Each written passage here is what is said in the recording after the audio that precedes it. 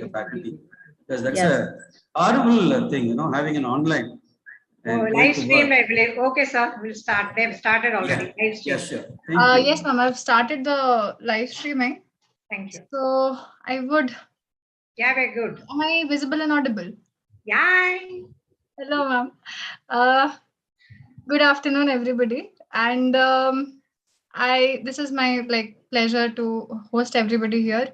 I have been in touch with ma'am and sir for I think only 2 weeks, and I already feel like she is she treats me like my own mother, and she rightly has won the Amma award. So I will not go into all of those details right now. For this webinar, we are proud to host Mr. Suresh Maria Selvam sir and Dr. Renuka Ramakrishnan ma'am. And ma'am, honestly, at SAMSA, we never imagined we would get somebody like you to, come in and host a webinar because we do not expect somebody who has been, I mean, ma'am, you have been here, you have been working for mankind for the past 30 years, and it has been obviously one hell of a journey, as you have told me so many times, and as you are about to tell all our attendees today. So I will not take up a lot of your time, and I will just begin with the um, introduction. So basically, ma'am's introduction is so long that we could not write it down at a place. So we just made a small video for everybody. And ma'am, if you would give me the permission, I would love to screen share now. Yeah, please. Thank you, ma'am.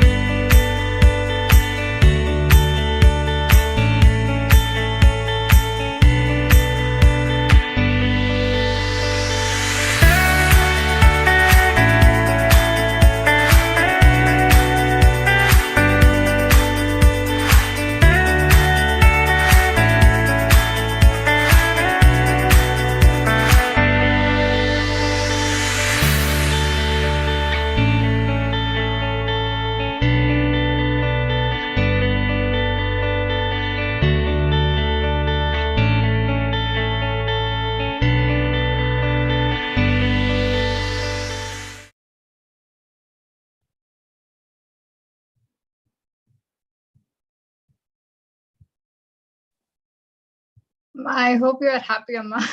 Of course. Thank you so much. Thank you so much. It was just awesome. Okay, so ma'am, we like start with a little bit about your life story and what made you come here and what made you become a leprologist and what made you serve the society, because a lot of people become doctors, but not everybody does so much of work. So, ma'am, Yeah. over. Okay. I should tell my heartfelt thanks, first of all, to SAMSA. I really like the name very much. South Asian Medical Students Welfare Association. In fact, I feel like I am actually a student now studying in JIPMA Pondicherry. So I'm so happy. And the day I knew, and when Ipshita contacted me, I was so happy to see that so fondly she called me very often, and really the connection between Ipshita as well as Dr. Shriya, I think I have never had such experience in the past. So I'm really happy to be here with Samsa, who have the same motto behind whatever I have. That is service with conscience and knowledge with purpose. Yeah, that's what even I do have, and I'm so happy that our both our services, I mean, our thoughts are the same. So, going back to my journey of life, I am now at present, I would like to call myself as Rotarian, Dr. Renuka Ramakrishnan. First thing I would like to call myself is a social reformer, more than a dermatologist and a leprologist by profession, because I'm proud to be a social reformer. And first of all, I'm proud to be an Indian. And first of all, I'm also proud to be a human being. That's my motto is mainly service to humanity. So, I was born in a very middle class family. And uh, in fact, my father was an army officer, and my father was Lieutenant Colonel retired. He's no more. And I think my other family members are also from army background. So I've been shifting from various places. That's how I know thoda Hindi janta hai. But I mean, not as fluent as you all, but then I can manage with my patience. But the thing is, my life journey, when I was a child itself, I used to, whoever comes home, I used to take some pencil, and then prick them and tell them, आपके injection चाहिए, आपको चाहिए, उसके चाहिए ऐसी तो I mean students who were there with me, children, I mean of my age, my brother or sister, whoever comes home, I will order. We used to say orderly, they will be there. Them also I ask them to come. Their children, you come, आपके लिए injection दे देंगे हम, कैसी है ऐसी. So it was really a wonderful journey of my life I had in my childhood days, that my ambition, as Abdul Kalam ji told, you keep dreaming, and not only dream, the dream becomes real only when you achieve it. So that I think I did manage to achieve somehow. At the age of, my mother must have given me, rather than breast milk, I think she would have given me love and compassion for humanity. She would have given along with the breast milk. That's whatever I am today, I owe it upon to definitely to my parents, my brothers and sisters, and all my social reformers who have been my pillar of strength to whatever I am today. I really thank each one of my social reformers, my friends like Suresh Marisalam sir, my Rotarians, and everyone, each and every human being who have been in touch with me, who know me, who don't know me, but still they all love me so much. So I too love them so much. At the age of 8 years, can you imagine a girl of 8 years old telling my father, Daddy, I want to, in a fancy dress competition in a Holy Angels Convent School in Salem, I was studying, and I was asking my daddy that I had seen the 2 days earlier a person with having deformities. I should say now I don't know if it's deformity, with folded hands, and he was begging. So I told my daddy, I want to be like that man. Can I have, tomorrow I want to put this as in my, I want to act like this. Can I, daddy? At that age of 8 years, that was something which my father didn't even imagine in his dream, that his child would ask him such a question. He didn't even know what to answer.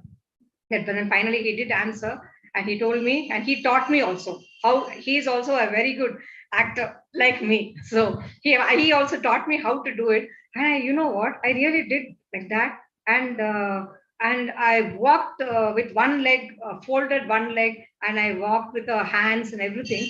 And I did manage to get the first prize at that age of 8 years. And I could never imagine that was my beginning for my work with leprosy. I never even dreamt, or I don't think so, would ever think of at 8 years we will know anything about leprosy or anyone at all for that matter, or any disease for that matter. Then my journey started. And then at the age of 16 years, I was passing through my school. At that time, I just saw a crowd in Kumbakonam, the village which I was born, my hometown in Tamil Nadu. At that village, I was very happy. I made sense, so very fun-loving. I'd have say 10 friends around me, always walking around. And from my house to the school or the college, wherever to come to the town, it takes about 20-25 kilometers. More than that, I need to walk about an hour or so from walking. There were no buses, there were not much facilities at all, since it was a village those days. And when I saw that a crowd was standing, I was wondering what was. I just pushed away and then saw inside the crowd, and a person was lying naked, a male person, a body of a patient was lying naked. Then closer I went, everybody was closing their mouth with dupatta or sari or whatever they were wearing. And I was wondering why they are all doing this. But of course, when I went near the body, I also felt from the gut of my that feeling that there was, of course, a very foul smelling come from that person, the dead body. But my mind did not think of all that. My mind had only one intention. It was, I just took my dupatta and covered his private parts. And I begged everyone. My only intention was to give him the human being, whatever you say dignified life, dignified death, I should say, in fact. The word today, you all know, is World Leprosy Day. And World Leprosy Day, to this year's theme is unity, unite for dignity. Yeah, at that age of 16 years, I understood that he needed a dignified cremation. So I took it upon myself, and I took the body on my lap. So those days there was only rickshawalas. So I managed to get some rickshawala. He asked me whether he will get the disease. I told him, no, you will not get. I don't know all that. I only know, please tie your mouth and your hands and all with whatever cloth you have, and then you can just lift him and put him on my lap and drive the vehicle. He did, and we went to the first cremation ground, and there was no place there. They shunned me away. In fact, in the crowd, people are talking. In Tamil, we say like they told me, Papa, there is a girl. You are so young. Why do you want to take all this body and all? Just go away. The other people will take care. Why are you bothered?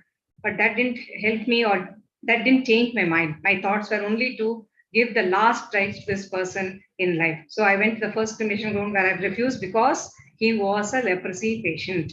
Then the next about 25 kilometers again, I went in the rickshawala, and I had 10 rupees in my hand. And there was an old man who was waiting, who was there in that cremation ground. And I told him, he understood my condition, I think. I told him, Tata, that is Grandpa, I have 10 rupees with me. With 10 rupees, whom should I give? I really don't know. I want to cremate this body, but my papa gave me only 10 rupees today. So that 10 rupees I should either share with both of you, or please help me cremate this body. Then that grandpa held my hands and told me, no, Papa, I will do for you. Don't worry. I will definitely do all whatever you want, what you want to do in your mind. I know, I understand. And he put he had dug the, 6 feet height. And then I also did a little bit of my work. He was tired. I was also tired. And Rikshawala also did. We put the body inside. And then the last rites in Hinduism, I don't know if all of you know, that we have in Tamil Nadu, at least the culture of breaking the pot. So he gave me a pot, and I broke the pot and came around the body 3 times and prayed to God that this soul has to rest in peace. And when I kept my the fire on top of the wanted to lit the fire. We always we say cow dung thing, no, on top of the thing. And when I kept the last, saw the face, I definitely wanted to cry my heart out. And I think every time I tell the story, I definitely do cry. I lit the fire, and that minute, that second, I promised myself that I will become a doctor and I will serve for these downtrodden people, that is the leprosy patients in the community and the downtrodden, whoever needs me, free of cost. And I will dedicate my life towards this. And that's how I'm here as a leprologist today, studied from the prestigious institution, JIPMA, Pondicherry. And I think you all know about Pondicherry. And I'm really happy and I'm so proud to say that I'm a JIPMA, studied from JIPMA. And I'm here and I owe thanks to my teachers who were so wonderful to me in spite of me taking specialty of leprosy where nobody wanted to take it. In fact, my professor, Dr. Garg, he used to appreciate me so much. He used to tell, you are so nice. You're so good in your presentation. And that's how my journey of my life started. After finishing my diploma from JIPMA Pondicherry, I did, those days itself, the ward of leprosy ward used to be very far away. The OPD and the ward itself is far away. That itself was my stigma attached to myself in that age. I was also really surprised to see that and now I think everything has changed in JIPMA. As such, I haven't gone for a long time. But of course, all JIPMAites are in touch. We have a lot of WhatsApp groups and other things, thanks to the advancement in the technology. Next, the thing is, I joined a village setup. Though I got a government job, I didn't join the government job. I joined the government job. I just didn't want to stay back. I went away and I started working in St. Thomas Hospital Leprosy Center, a village in Chetupattu near Tiruvannamalai district. And you know what? It's a very special district for me because I started working there. In the mornings, I used to work in the OPD with the whatever patients, and night duties I used to do very often. And night duties I used to do daily also. I had my mother with me, and my father had expired before that itself. So I had to take up the responsibility. And after cremating the body, I forgot to tell you, I came back at home and told my daddy that your daughter has done such a thing. But he also again held my hand and told, I just want to tell you, you have done a great job. I am serving the nation and you are going to serve the humanity. But I want to tell you one thing, that you are a girl and you are going to get married soon. So never ever reveal this fact even to your mother or your sisters or your brother till someone asks you one day. They will ask you, why have you chosen this field of leprosy? So that time you can tell. Then I started working in that hospital, doing night duties, seeing all kinds of cases like snake bites and various heart attacks to yellow oleander poisoning and everything I wanted to learn and help. It was total, absolutely no other hospital in that village. Around 25 to 30 villages, only that hospital was there. I was doing night duty. You know why? Because I did not have money for myself. Not that. I took that money, and that money I went to the leprosy patients' houses, and there, whomever I saw in the OPD in the mornings, who were very difficult, I gave them provisions. I, in fact, gave them everything like school education, whatever they needed. This is how the money I spent, whatever I did the night duties, though maybe I never slept in my life for many, many years together. But inside my heart, I always wanted to help these people who are neglected by the society. That itself, I think, whether I ate food or not, my food was for happiness. Everything was just serving this community, especially. And I started working for HIV patients also those days itself. And this is how my story started, my journey started, and that's how I became a leprologist. And for last 35 years, I've been working with leprosy patients. Then I got married. My husband, whom I first met me again in the same St. Thomas Hospital and Leprosy Center, Chetupattu. He's also from the same village. And he came and I took again another promise from him also. Sir, I called him that time, my husband. Sir, if you want to marry me, I have only one promise to be made. That is, I will work for leprosy patients and I will dedicate my life for the underprivileged. If you're happy about it, please marry me. Otherwise, please tell me now and say no. But then my husband, he immediately told yes. And his family members, especially my mother-in-law, appreciated my work, which I think I'm thankful to her. She's no more, but still she brought up my children. One is an engineer and my daughter is a doctor doing her MD pediatrics. This is how my life journey started. And my husband has been my pillar of support. My family has been a pillar of support. And again, the Rotary has been a part of my life because I love Rotary, and Rotary again has the same service above self is their motto also. So I'm really happy here to be here among you, South Asian Medical Students Association, especially all the students. I think this inspirational story of mine, at least would have touched one of you. I hope so. If you have touched one person who can definitely think you can earn money. I don't say that you don't earn money. You need to earn money when it is to be earned. But then you can also serve the society, which is more important. So here I am today on World Leprosy Day being celebrated. Yesterday, June 30th, all over the world, and India on Mahatma Gandhiji's death anniversary. And along with me, we have Suresh Medicine himself here. So I don't want to take so much time. And let's proceed with the slideshow. Thank you very much for giving me this opportunity. Thank you, ma'am. The pleasure is all ours. Shriyati, I just request you to begin with sharing the screen. Yes. Can you make my other ID as a co-host? Yeah, sure. Just give me 1 second.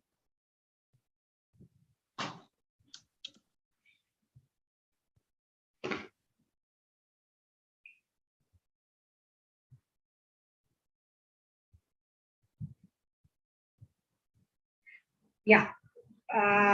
So here we go. Today we are here. You all know this World Leprosy Day was yesterday.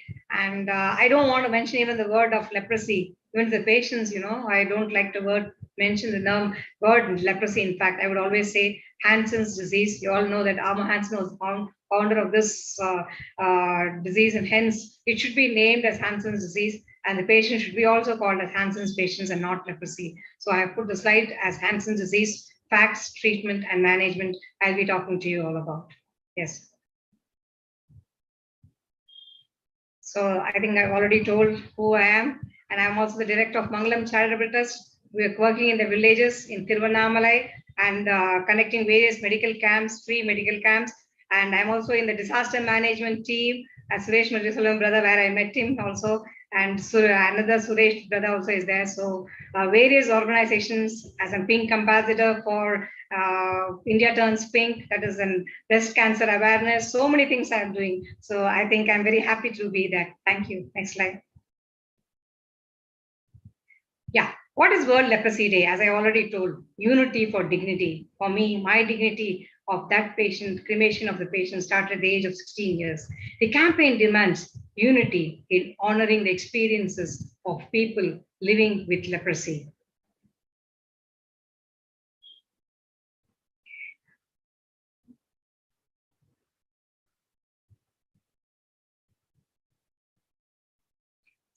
Celebrated on 30th January, the death anniversary of Mahatma Gandhiji. The day focuses on uplifting the voices of people affected by leprosy throughout the world. According to WHO, 127,558 new leprosy cases were detected globally in 2020, which is not a surprise, but of course, it is indeed, there is a lot of reduction. But then in those days, sir must be knowing, Suresh Madhusulam, we used to see there are about, I think, 14 million cases in the world. World Leprosy Day is a celebration of the leprosy community and an opportunity to raise public awareness of leprosy, also known as Hansen's disease. On the last Sunday of January, the international community advocates for the rights of people affected by leprosy and joins to combat the medical and social implications of leprosy. World Leprosy Day was established in 1954 by French journalist and activist Raoul Ferrero. Ferrero created World Leprosy Day with two goals: to advocate for the equal treatment of persons affected by leprosy, to re-educate the public about leprosy by correcting historical misconceptions surrounding the disease. The theme of World Leprosy Day 2022 is United for Dignity. People who experience leprosy have the right to their dignified life, free from disease-related stigma and discrimination. We will honor the lived experiences of people who experience leprosy by sharing their empowering stories and by advocating for the mental well-being of people who experience leprosy and other neglected tropical diseases. By the way, yesterday was also celebrated as World Neglected Tropical Diseases Day. This was started in Jan 30th on 2020.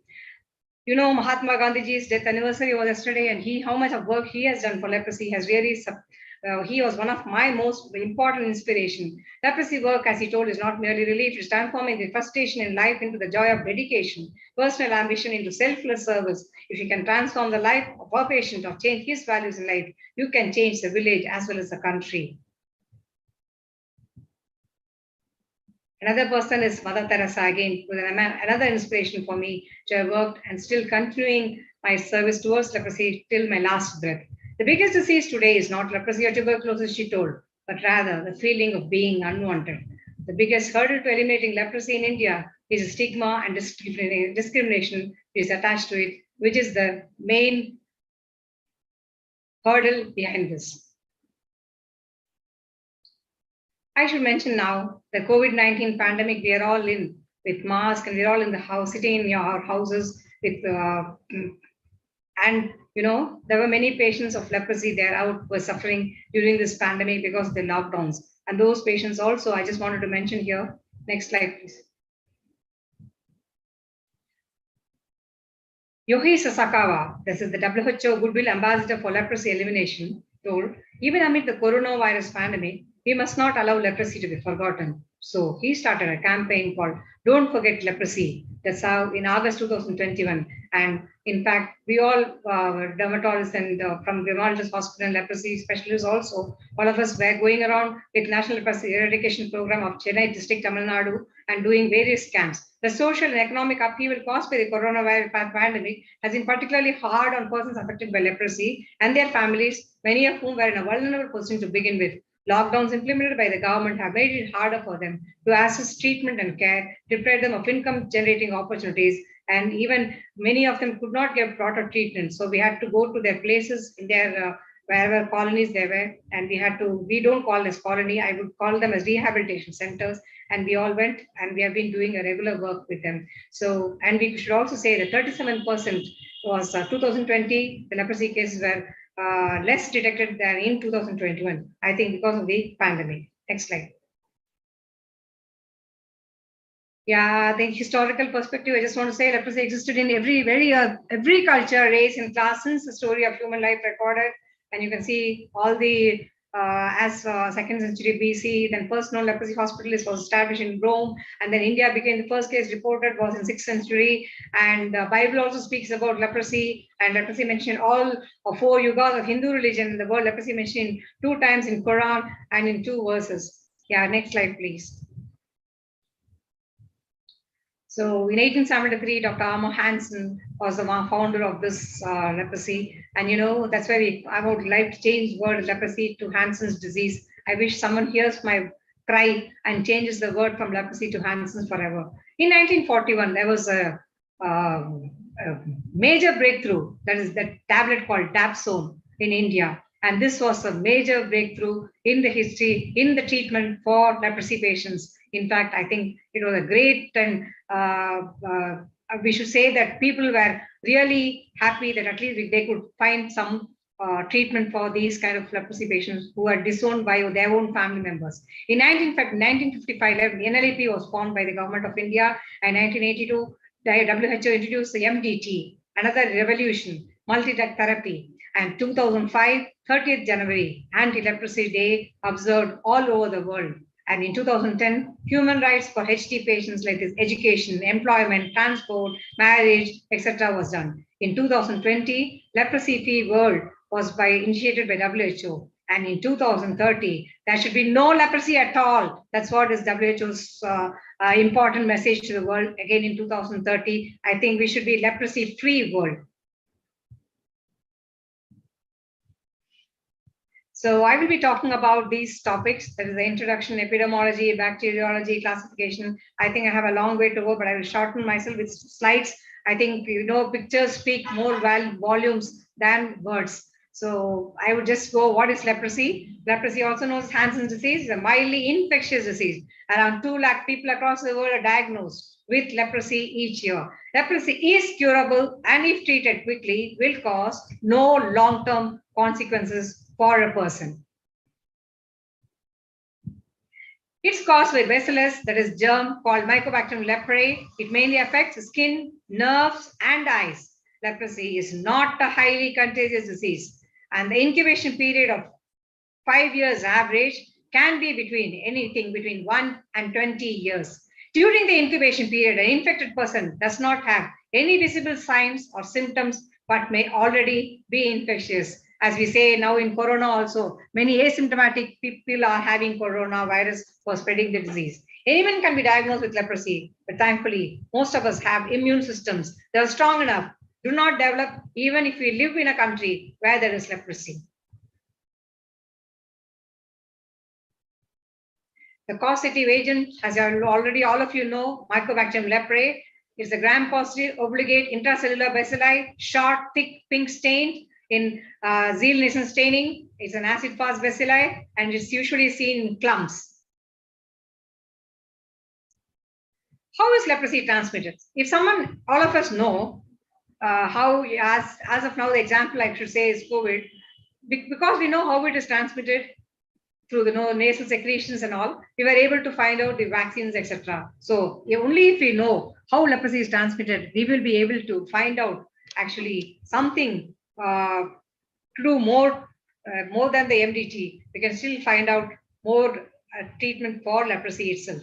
So leprosy is most often transmitted through prolonged contact with the infectious person. However, even if you live with a person who is affected by leprosy and is infectious, your risk of contact with disease is low. Leprosy is mildly infectious, and most of the whole world, we are all immune to it. I hope we all become immune. Again, herd immunity occurs, and we all become immune to this small virus called Omicron, is the new one.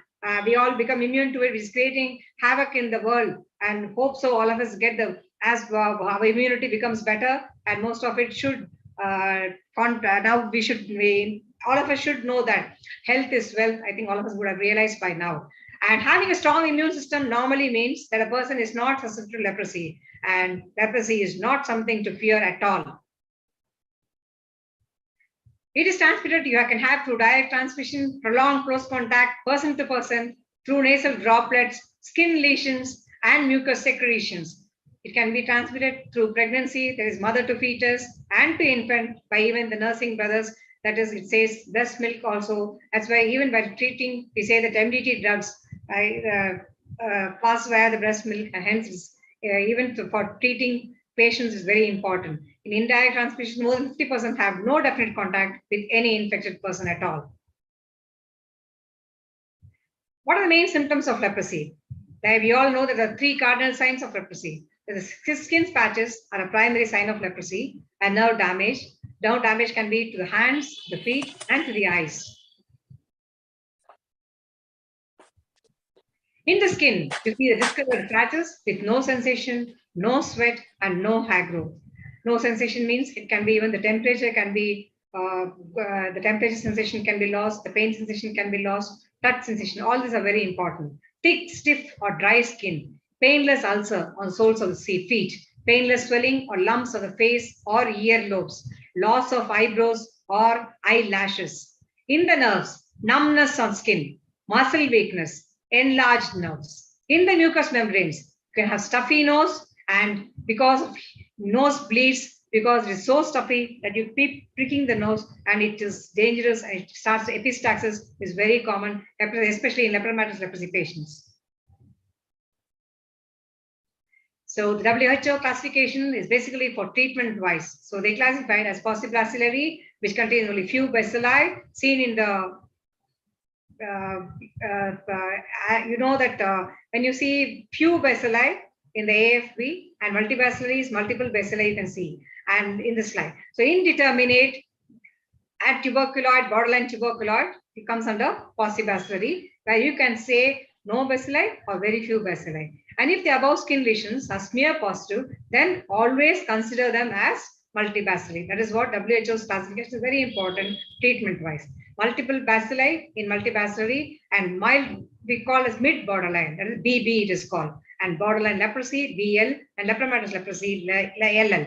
All these patients are smear positive cases. Apart from this, I again repeat, if some of the few patients have even one bacilli is found, it's considered as smear positive and treated as multibacillary LL type of leprosy. Ridley Joplin, another famous person. And what is the difference between the two classifications of WHO? So Ridley Joplin in 1966 classified as tubercular leprosy and borderline tubercular leprosy, whereas in WHO in 1981, paucibacillary leprosy up to 5 skin lesions and skin smearness was negative on all sides. But I should say that even if it is 1+, you treat it as multibacillary. In Ridley Joplin classification, again they call it as borderline lepromatous, and lepromatous leprosy. So in borderline, what happens? It becomes multibacillary leprosy, and you see many more skin lesions. There is 6 of more skin lesions you see in borderline lepromatous, and lepromatous leprosy. There are many more skin lesions, and skin smears definitely is positive at any site.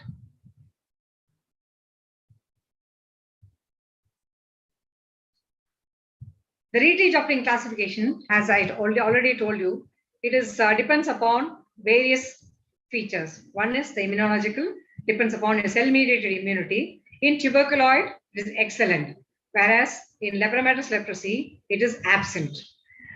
And lepromin tests, another test used to do olden days used to be tested, and it is positive in tuberculoid, and negative in lepromatous leprosy. Nowadays, we are not doing that. So it was only diagnostic. We have better options for diagnosis, very clear with slit skin smear. Why to do this? So we are not doing it. Bacteriologically, AFP few you will see in tuberculoid, whereas it increases much more in lepromatous leprosy. And slit skin smear, negative in tuberculoid, and multibacillary in BL and LL, it is 3+ or more. Histologically, lymphocytes are much more increased in tuberculoid, and you see a granuloma, that is tuberculoid granuloma, whereas lymphocytes are not there in lepromatous leprosy, and you see foamy macrophages in lepromatous leprosy histologically.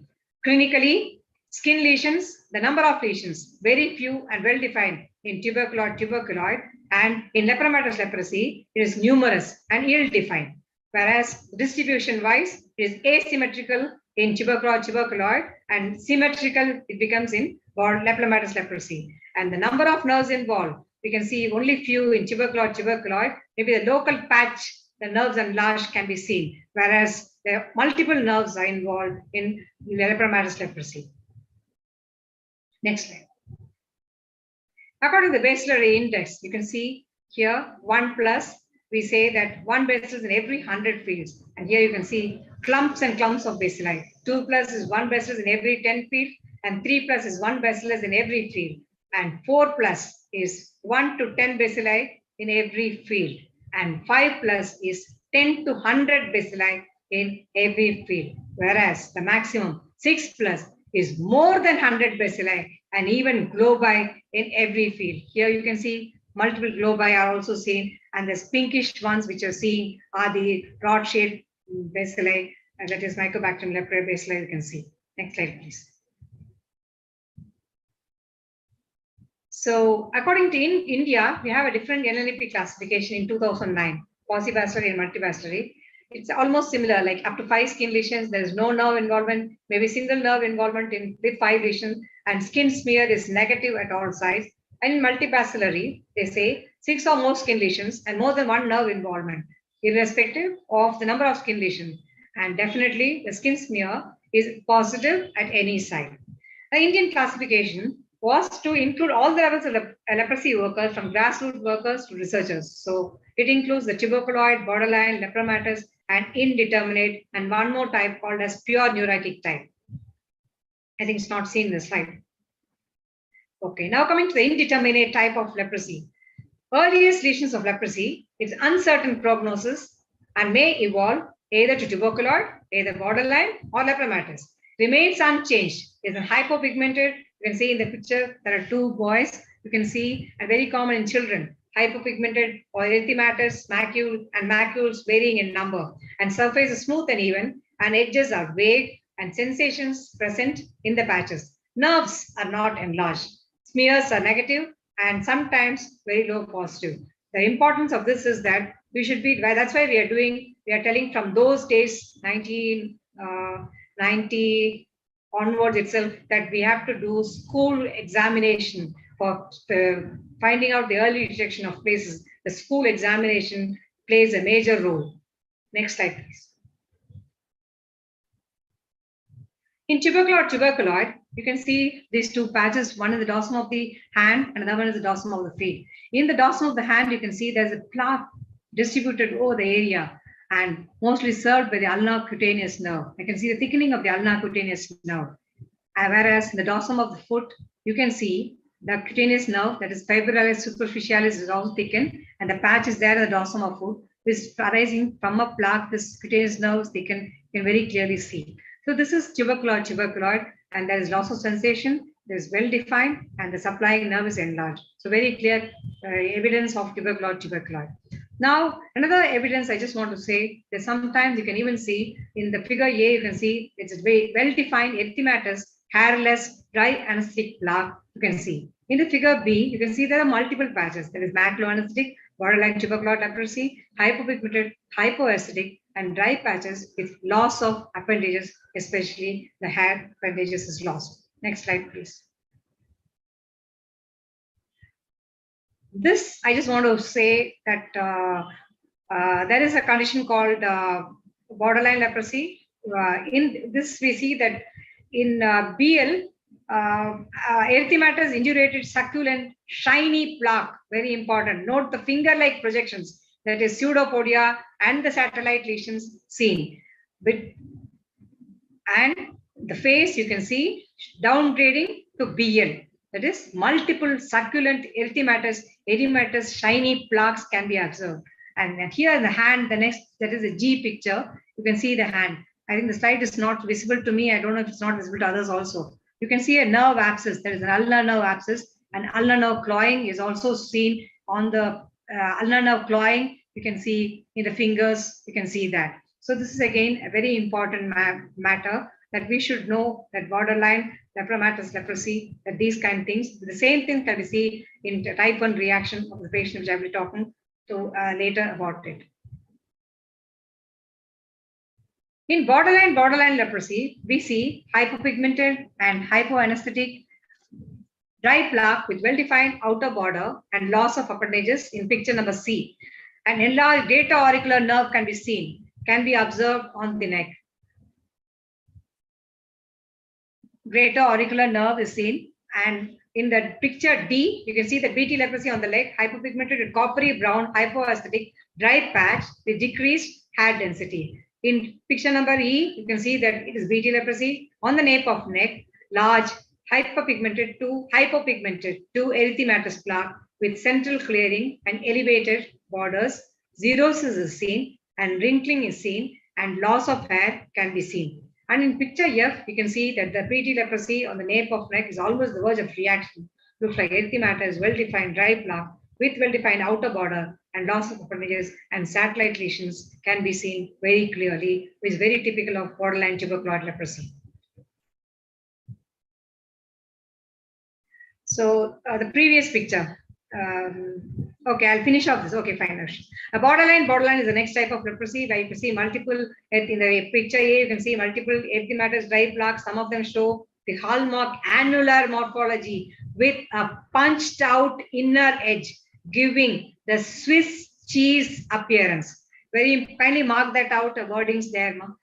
Swiss cheese appearance. Note the presence of well-defined plaque reminiscent of the tuberculoid spectrum, suggesting that it is downgrading. And in B picture, you can see that multiple symmetrically distributed erythematous, ill-defined annular plaques, some of the plaques showing erythema, and definitely that it is very clear. So this you have to be seeing in the borderline patients. You can see the numerous type of lesions. You just saw 1 or 2 lesions in borderline tuberculosis, whereas here you're seeing multiple patches and both the sides, and is very typical of borderline leprosy. It can be smear positive, it can be smear negative as well. Next slide, please. When you come to borderline lepromatous, it becomes downgraded from borderline tuberculosis. As your immunity, first is important is your immunity. if your immunity is very good, that is 100% good immunity, you develop only tuberculoid leprosy. Whereas if your immunity positive leprosy. But if your immunity is poor, then you can develop anywhere between borderline lepromatous, and lepromatous leprosy is when your immunity is absolutely zero, then you develop definitely lepromatous leprosy straight away. Here in BL leprosy, downgrade from BT, multiple well-defined dry plaque, decrease appendages, lesions show symmetry in their distribution. In the next picture of B, you can see that multiple ill-defined distinct erythematous maculoplaque lesions are seen, very typical of, and you can see in between the normal skin also, is very typical of borderline lepromatous leprosy. Next slide, please.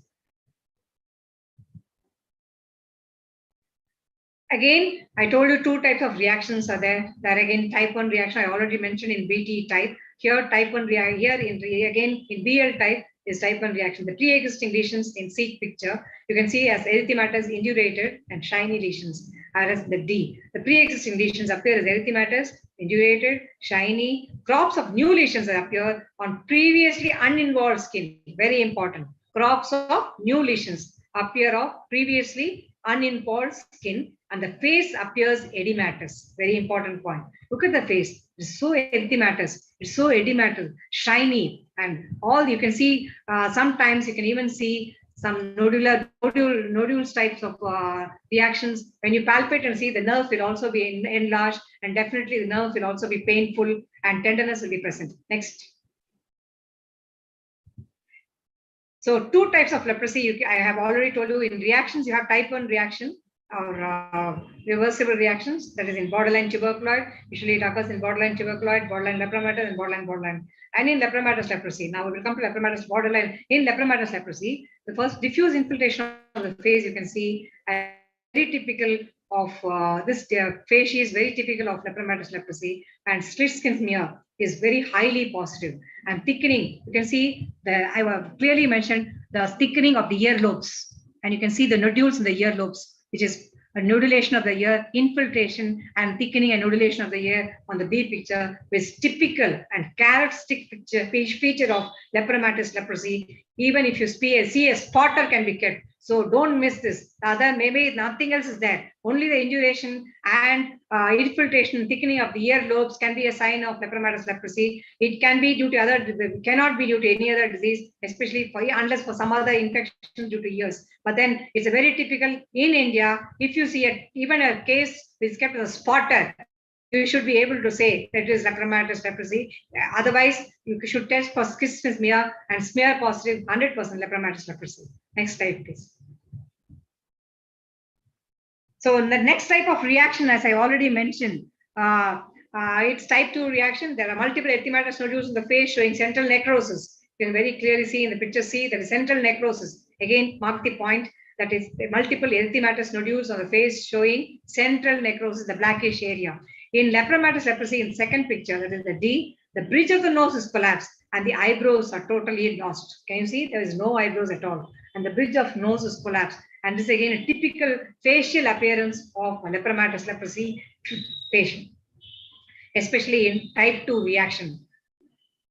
That is we call as erythema nodosum leprosum. That is the nerves, you can find all over the skins, erythema nodosum leprosum nodules will be there, which will be there, and that's why we call it as type 2 reaction. And the nerves will also be, you can see the nodules, the nerves, and again, as I told already, the multiple nerves will be involved. And in type 2 renal reaction, there will be consecutive, symptoms like fever and other malaise and myalgia and other fever and all the other CBC and other thing, ESR, all this will be raised because of the borderline lepromatous leprosy patient is already in reaction.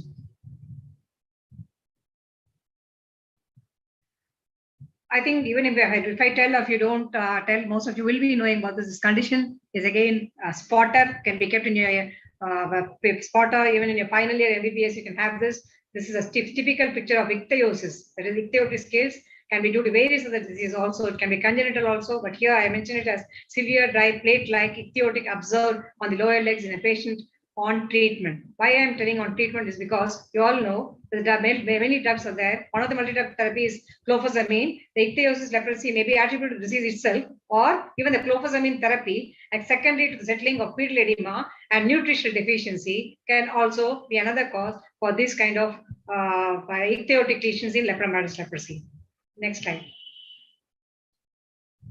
Another type, I told you, very common in India is pure neuritic. I want to mention it and highlight. Peripheral nerves are involved with nerve involvement, sensory loss, motor damage, or trophic ulcers can be seen because of the glove and stocking anesthesia. Skin smears are usually negative. Hands are affected because of damage to nerves. Ulnar nerve affected more frequently. So when ulnar nerve is affected, you get claw hands. Glove type of anesthesia, I have mentioned glove and stocking type of anesthesia occurs usually in BL and LL without motor involvement. That is, the dermal twigs, our dermal nerve twigs are affected, and motor weakness are the signs of the nerve trunk. Next slide, please. You can see the wrist drop. I already mentioned that in the earlier picture. Damage to the motor neuron leads to muscle weakness, wasting, and paralysis. And the damage also results in classic deformities, such as you can see in this picture, that is claw hand deformity when the median and the ulnar nerves are involved, and ape thumb deformity when the median nerve is involved. Carpal tunnel syndrome, ape hand, you can see the thumb is like an ape thumb, and then wrist drop when the radial nerve is involved, and foot drop. The next slide, lateral popliteal nerve is involved, and the facial palsy. The next slide, the wrist drop. You can just, for the anatomy students who are here, I just want to mention the radial nerve and ulnar nerve. You all must be knowing in dissection, you must be seeing this and how the radial nerve compression has occurred, and you can see the distribution of the radius and ulnar nerve and how it is affecting the ulnar wrist drop. And peroneal nerve is involved in this. Normal foot, you can lift the foot up, whereas drop foot, your inability to lift the front part of the foot off the ground is called foot drop. Next slide. And the peroneal nerves involved. And very important is facial nerve palsy. In leprosy, in reactions especially, you can see that the facial nerve palsy is very important. There's a seventh nerve involvement. Inability to wrinkle the brow. Drooping eyelid, that is inability to close the eyes, is called as lag of thalmus. Inability to puff cheek, an asymmetrical smile, drooping, corner of the mouth, and dry mouth are the typical signs of facial nerve palsy. Again, we can be a spotter in your final MBBS too. And postgraduates need not tell, it can be anything. So it is very important to diagnose this facial nerve palsy just by looking at the picture. That's why I have made sure that I don't talk much, only the pictures speak. And there are various types of leprosy, very rare types of leprosy due to resistance after the introduction. You all know that dapsone was introduced earlier, and later on the multi-drug therapy came. And after the multi-drug therapy investment, dapsone resistance was very common. So many people were even resistant to dapsone. And there is resistant cases can have this kind of leprosy called histoid leprosy. In type A, you can see that nodules and nodular plaque lesion. Some of the lesions show central umbilication. Very clearly, some of the lesions show central umbilication. I want to just mention for postgraduate students in dermatology, if you are here, central umbilication again can be seen in other cases like molluscum contagiosum and other cases. In the picture B, multiple nodules and nodular plaque lesions distributed on normal appearing skin on the back, whereas the other skin is normal, but you can see the nodular plaque lesions typical of resistance to dapsone and histoid leprosy. In C picture, multiple well-defined dome-shaped hemispherical nodules on normal appearing skin, which is very typical of histoid leprosy. Again, can be a spotter in final the MBBS. Please remember it is drug resistant and it's called histoid leprosy. Another type is called, very common, is loose show leprosy. Of course, where it's called as diffuse form of polar lepromatous leprosy, and Lucio and Latapi. So it's called was first discovered by Lucio and Alvarado in 1852 and further elaborated by Latapi and Zamora in 1948. It's common in Mexico only. 23% of leprosy patients are there, and Costa Rica, but it's very usually unusual in other countries. But very rarely we have seen, at least I have seen, I think, one case of Lucio leprosy in my lifetime when I was studying. And it was kept as a spotter, in fact, and we were able to diagnose. And you can see the lag of thalmus on this patient. Typically, the facial appearance itself, you can see how he looks very old. Can you see the facial appearance? He looks as if actually he was not more than 35 or something, but he looks almost like 55 plus. And here you can see that usually it appears with both M. leprae and newly described organism in the M. leprae complex. I want to mention here very clearly that Mycobacterium lepromatosis is a newly detected one. And so you can see in the nodules on the nose, you can see that there is a a growth in the nose, and that's again a clear typical picture of Loschio's leprosy.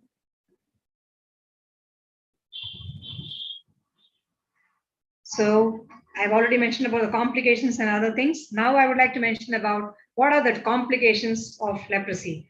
Delayed diagnosis and treatment can lead to serious complications. That's why we are always insisting early diagnosis, early diagnosis, early diagnosis. Please learn the basics of leprosy.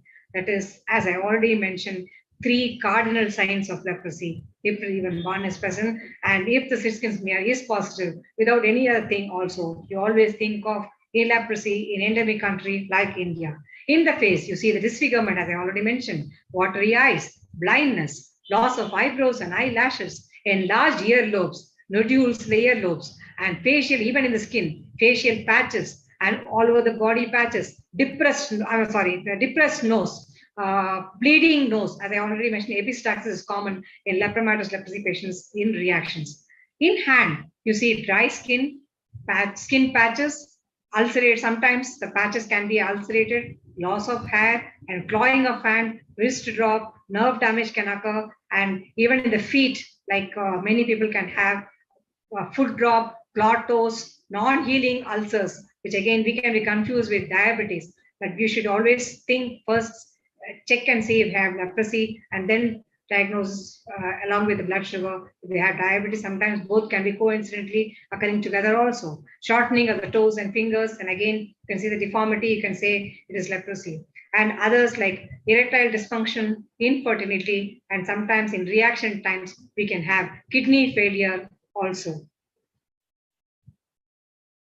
As a result of the hematogenous dissemination, lepromatous leprosy can affect several organ systems apart from the skin, including the eyes. So everybody is important here. As I say, ophthalmologist is needed, orthopedician is needed because the bones are involved, and the dentist is needed because the oral cavity is involved, and test is needed, and again the surgeons are involved. Reconstructive surgeons are definitely needed because all this claw hand and, as I say, wrist drop and everything have been deformed. Patients have been corrected and are living a peaceful and dignified life today, only because hats off to all the reconstructive surgeons who are there earlier in days and who have converted these by doing the reconstructive surgeries. They have made their life possible and being a dignified life, leading a dignified life. And reticuloendothelial system and muscles are involved also. They can be affected directly by lepromatous leprosy or secondarily, as I already mentioned, in reaction episodes. So how do you diagnose leprosy? Again, I have already mentioned skin smear. Yes.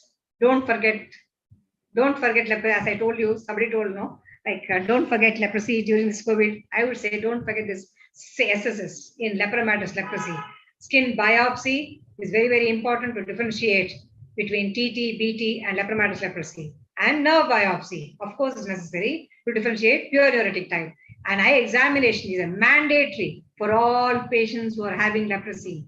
Ortho, that is bone and joint involvement, is there. Hence, that is again an important message to you all, that even people on orthopedics department should know that even our ortho people should know about leprosy. That's why I am here talking about that. Blood test to rule out systemic involvement of lepromatous leprosy. What is a blood test for leprosy? As I already told you, normal like reactions type we have commonly we take like CBC, ESR, and nowadays we are taking even for example, CRP levels, HSCRP, and blood sugar, liver function test, all the routine investigations. But more than that, important is phenolic glycolipid 1. This is a specific serological test, very important, based on the detection of antibodies to phenolic glycolipid 1. This test yields a sensitivity of 95% for the detection of lepromatous leprosy, but only 30% in case of tuberculosis leprosy. So very important diagnosis, please don't forget.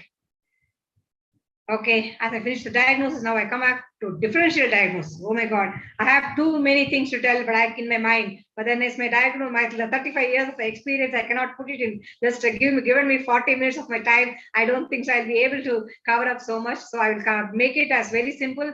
It can be in children when you take, on the face when you see, you can see usually pityriasis alba can be there, and tinea versicolor, whitish patches can be there on the skin. It is a fungal skin infection that commonly appears on the face, neck, upper arm, chest, back, can be mistaken for leprosy, and skin affected by tinea versicolor can appear very lighter darker or redder than the surrounding skin. Another infection we see is fungal infection and worm infestation, that is in young children on the faces we can see some white patches, and we can say that it can be because of worm infestation. And sometimes the seborrheic dermatitis, you have dandruff in the scalp, and because of the dandruff, it falls on the back of your back as well as in front, and then causes some kind of whitish patches, again like tinea versicolor, fungal infections, and seborrheic dermatitis. And dry skin, as I already mentioned, that many dry skin lesions, even ichthyosis, patient can present just with ichthyosis. That means they have already taken treatment with clofazimine. Many of the patients do not even they will try to hide from you that they have taken treatment. So you will have to be very careful in asking the questions to the patient regarding why the skin is dry, why is it ichthyotic. Think thrice before and ask questions accordingly to the patients. And again, vitiligo, another disease which can be depigmentation, but again, it can be mistaken for leprosy. Like another, we can say pityriasis, rosacea kind of lesions, again, where there is a mother patch and daughter-like lesion, which can again can be mistaken, and various other nerve deformities can be mistaken for leprosy. And these are the general differential diagnosis for leprosy. How is leprosy treated? Leprosy is curable, as you all know, with MDT. Again, the most important multi-drug therapy, combination of antibiotics that has been used to treat leprosy for decades.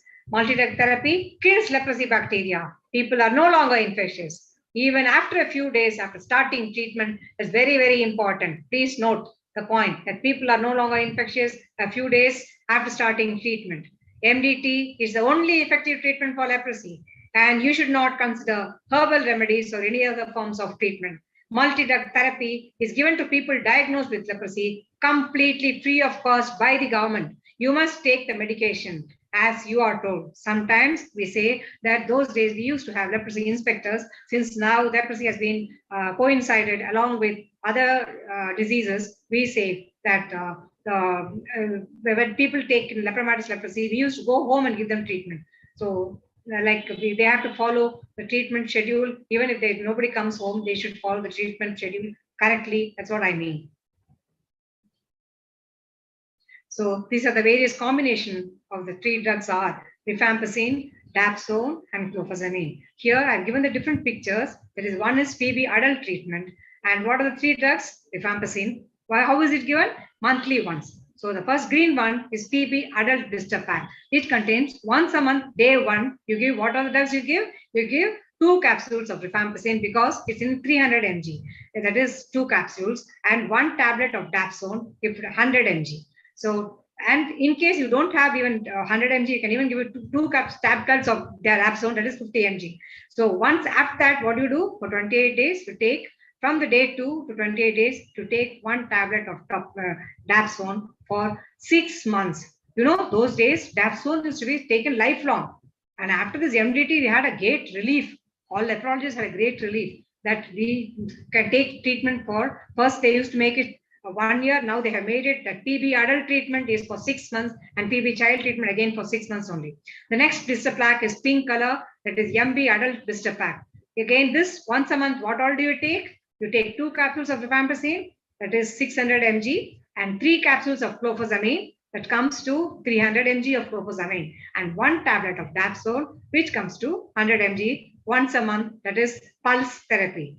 What do you take once a day? Daily you take 2 tablets from the day 2 and day 28. That is, one is clofazimine, another one is dapsone 100 mg. The full course of the MB treatment is 12 blister packs. Again, the same in blue color pack for the children between the age group of 10 to 14 years for PB treatment, and the MB child blister pack. And the MG is different. Only the difference between the MG is once a month you take rifampicin is 450 mg and tablet 50 mg of dapsone, and multi-drug therapy, it is 2 capsules of 3 and 450 mg of rifampicin, and clofazimine, it is 3 capsules, that is 50 mg, and 1 tablet of dapsone, that is again 50 mg. So the difference between the two I have clearly mentioned. You can take a picture if you want, so that you go back and look into it and you can learn. So these are the 3 main drugs which are very important. Again, I'm telling, for paucibacterial leprosy, it's 6 months of treatment. And for multibacterial leprosy, it is only 1 year of treatment as of now, advised by WHO. Thank you. Next slide. What are the advantages of MDT? Patient becomes non-infectious. As I told already, that within few days they become non-infectious. They can lead normal, healthy lives, cures all types of leprosy, including the lepromatous leprosy, stops transmission. That's more important. Prevent disabilities, available at all the government hospital, free of cost.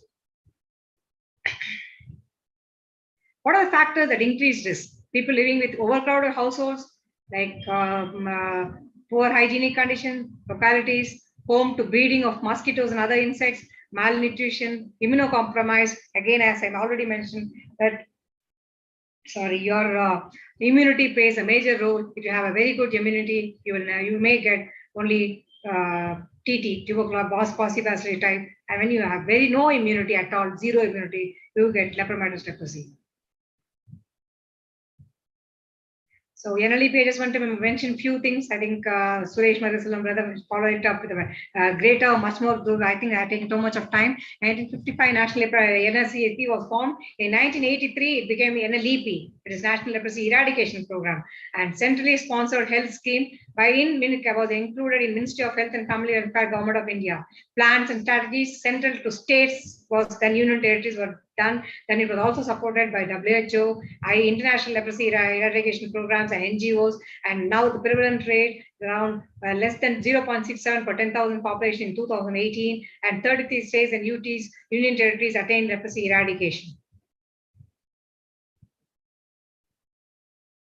So what are the objectives of NLEP? Early detection through trained staff, health education, remove the stigma, regular treatment at fixed or nearby centers, rehabilitation, and ulcer care services. That is, look at your feet daily, as I always advise the diabetes patient. Same way I advise the leprosy patients also. We also have to ask them to look at their feet daily and take care of the feet and hand, so that because of the anesthesia effect, they may develop anytime blisters and ulcers, and that can lead to deformities also. So the WHO in 2018 told the WHO guideline for diagnosis, treatment, and prevention of leprosy, recommending 3-drug regimen, and then it also released towards zero leprosy, global leprosy, called as Hansen's disease. Hope so they will change in future. The name itself is no leprosy. It should be a Hansen's disease. Strategy of 2021 to 2030, and also I already told World NTD, that is neglected tropical diseases, this included, and the roadmap between 2030 in April to 2021, and strategy is published in English and translated versions in other languages also. What is the goal? Towards zero leprosy. That is the logo, global leprosy Hansen's disease strategy for 2021 to 2030. The global targets 120 countries with zero new autosomal cases, 90% reduction in rate per million population of new cases with grade 2 disability, 70% reduction in annual number of new cases detected, and 90% reduction rate per million children of new child cases with leprosy. Here I want to mention that the new cases of leprosy in children are much more common than in adults. So it's very important that we continue. In the last 2 years, because of the COVID, we're not able to do school surveys because they had online classes. I wish and that pray to God that it should end soon, and we all have regular checkups of these and various other people should also be included, like NGOs and other academia to be included for these types of leprosy control. And I wish and that people like us, private practitioners, need also to be included. And I'm very happy to be a part of your program today, that I'm able to tell about leprosy to all you children who are in need, that know about leprosy. That's how you can definitely eradicate completely. And leprosy-free world by 2030 is our dream, my dream at least. And 2030, I think it's WHO dream also. Let's hope for the best. Next slide, please. What are the strategic pillars and key points? Implement integrated country-owned zero leprosy roadmaps in all endemic countries, and national partnership for zero leprosy roadmaps, including all the engaging all the stakeholders, capacity building in the healthcare system for quality services, effective surveillance and improved data management systems, monitoring of antimicrobial resistance, AMR, and adverse drug reactions, as I already mentioned, is very, very important. These are the strategic pillars. Scale up leprosy prevention alongside integrated active case detection. Contact tracing is very, very important for all new cases. Preventive chemotherapy scaled up. Integrated active case finding, integrate targeted populations, existing and potential new vaccines, Yeah, I just want to mention a few things about contact tracing for new cases. Nowadays we are seeing that new cases, a lot of studies have been studied, and we tell that BCG vaccination, look for BCG vaccination in childhood for new cases of children, to look for the BCG mark and give them rifampicin, as we say. So these two together can act as a prophylactic of preventing from getting new cases of leprosy. Manage leprosy and its complications and prevent new disability. Early case detection, accurate diagnosis, and prompt treatment is very important. Access to comprehensive, well-organized diagnosis and management of leprosy reactions, neuritis, disability should never be missed. Monitoring, support, and training in self-care of the patients themselves, because they were very suffering so much during this pandemic period lockdown. So we taught them self-care. They were very happy indeed when we went and took them awareness sessions on self-care. Mental well-being, another point, very important. They were also depressed during this lockdown. When somebody went and spoke to them itself, they felt so happy. They were all, they came back to as if they thanked us so much that we all were there with them, even during the lockdown period. So through mental well-being is very important, to psychological first aid and therapeutic counseling and prevention from suicide. And in this pandemic, you wouldn't believe that at the midnight, I got a call from a patient who delivered with a 3 months baby, who had borderline leprosy in type 1 reaction, was writhing with pain. And you know what? I was surprised to get the video call of the patient. And I was shocked, because midnight, 1 o'clock, I usually take calls because everybody knows that I do work for blood donation, arrange for blood donors and other important emergency cases during this COVID period. I don't think so I have ever slept at all. I sleep, for me, maybe not even more than 2 hours a day. In the 24 hours, I'm awake all the time, helping patients, and especially during disaster management, as floods in Chennai and other things, we were helping. At that time, a video call at that 2 o'clock, I was surprised to see that the patient wanted to commit suicide. That is what the husband told me. A patient, only because I asked her why, and the patient's husband told she was diagnosed with leprosy. She has a 3-month-old baby. So look at her hanging. She wants to hang. Madam, kindly help me. We got your number through something they told, I think Google or something. And I thank God that Google is available for such case of emergency. And I saved that patient's life. And today I motivated her to take complete treatment. And she's completely taken treatment. And this was in 2000, that first wave I'm talking about. So she's already treated fully, and she's very happy, and the family is happy, everybody is happy. She's alive today. So I went to tell that definitely suicidal notes are very important, because leprosy is considered still, a person think that there is a contagious disease, a hereditary disease, it will spread to the others, it will familial disease. No, so many myths are there. All these are nonsense. So let us forget about the myths. Talk only about the facts about leprosy, and let us cure leprosy in a better way. Next slide. So combat the stigma and ensure human rights are respected. Adoption of principles and guidelines of elimination and discrimination against persons affected by leprosy and their family members. Inclusion of organizations and networks of persons affected by leprosy.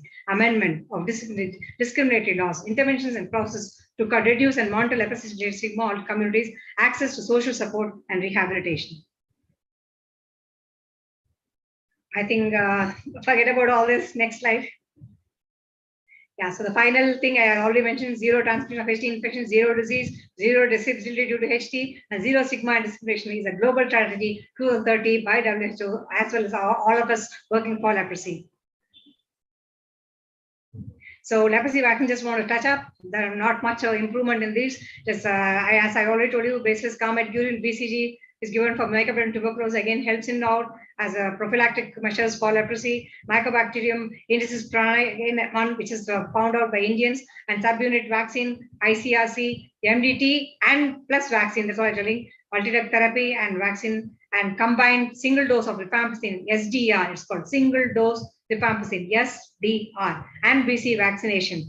I'm sorry for the spelling mistakes, okay? BCG vaccination, recombinant BCG, and LepVax, another latest one, which is the trials are going around. And so these are the different types of vaccines which is available for leprosy. And now the combined therapy for contact patients, single dose, that's leprosy, SDR, and BCG vaccination you have to look for, and very important in prophylactic for contacts of leprosy patients.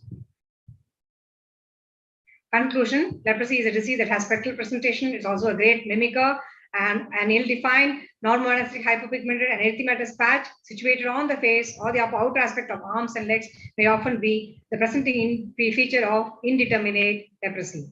Leprosy lesions are characterized by macules, papules, plaques that are hypopigmented to erythematous, often hypoanesthetic dry lesions with scanty hair. As the lesion progresses from tuberculoid to lepromatous spectrum, they become more numerous in number and gain symmetry in distribution. Patients suspected of having leprosy should always be fully exposed. That's why even when I attended medical camps now, along with the NLEP, Chennai branch government and the Grimaldi's hospital, I made sure that I had a separate room to see the patients fully when they had in their even if they have skin disease also, I wanted to check them fully for leprosy. That's why we always have to check them fully, not only see only the patches which are visible to the naked eye. Next. A nerve examination is a must, should never be skipped. The pure neurotic variant of leprosy can present with isolated neural involvement in the absence of any cutaneous involvement. Again, I insist, the pure neurotic variant is common in India, and histoid leprosy, as I already told you, and lucio leprosy, another rare variant. Do not miss all these cases, which can be kept as a spotter for you all final MBBS students. Thank you very much for giving me this opportunity. And again, I thank once again all of you for being patient. And these are my references. And I would say that a lot of things I have also learned today from you all. And thank you all very much. Once again, thank you. Especially Dr. Shriya, thank you very much. And Dr. Ishita, I have no words. I told Dr. Ishita now itself, no, you have become a doctor. See, thank you so much. Spread positivity around. Thank you, Suresh Madhisan sir, for joining. And I hand over the session to you, though it's so late. Thank you so much.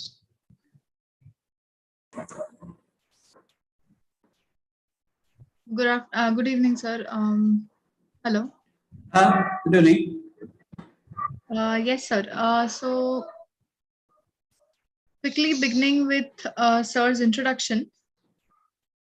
Sir, I unfortunately I could not speak to you a lot, but with the amount of interaction that I have had with you, it has actually been a pleasure for me to speak to you. And sir, I genuinely would like to thank you for coming here.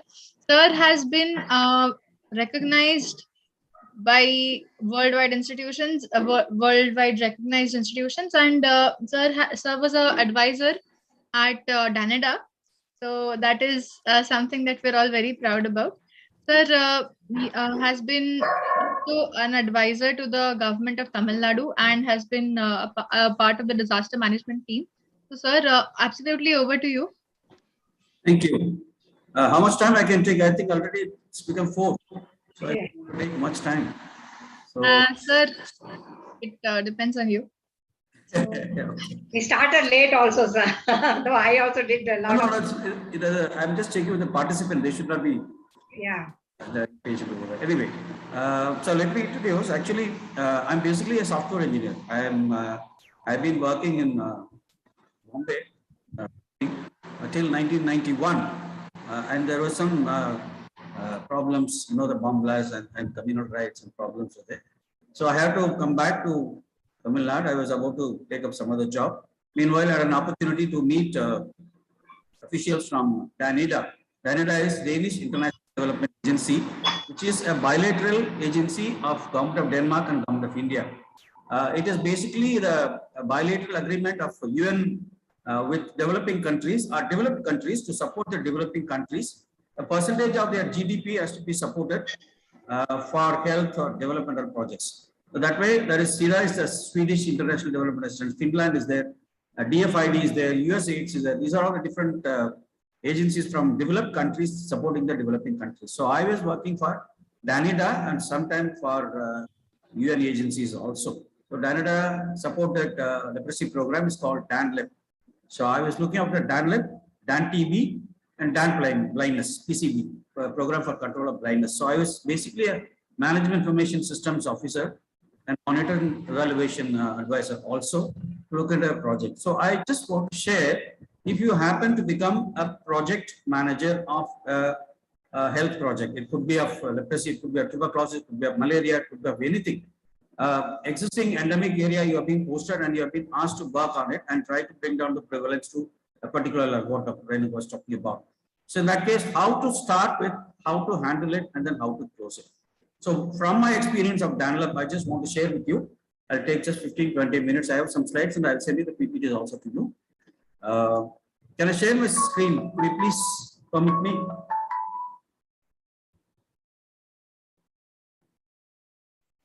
Yeah, thank you. Sir, I think you should be able to share. Yeah, sure. Thank you.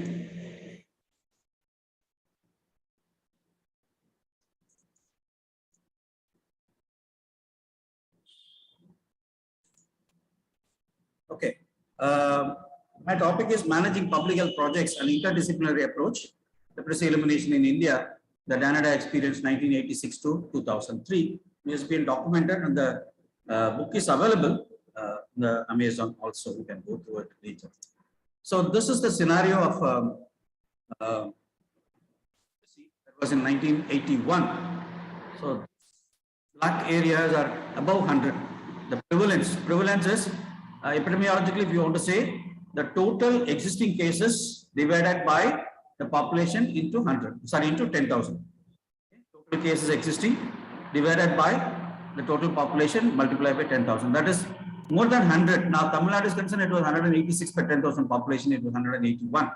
Sorry, 1,081. And in 2003, overall, it has come down between 5 to 10, depending on the various states. Now, these are all the green. Kerala, Tamil Nadu also. These are all less than 1 per 10,000 population. But still, we have something in Odisha, Bihar, and some parts of West Bengal. So it is in the red color is still there. That's around about 10. And rest, most of the areas green are all less than 1 per 10,000 populations close by. So if you take it from so this is 1881. The entire red color is there, and this is 2001.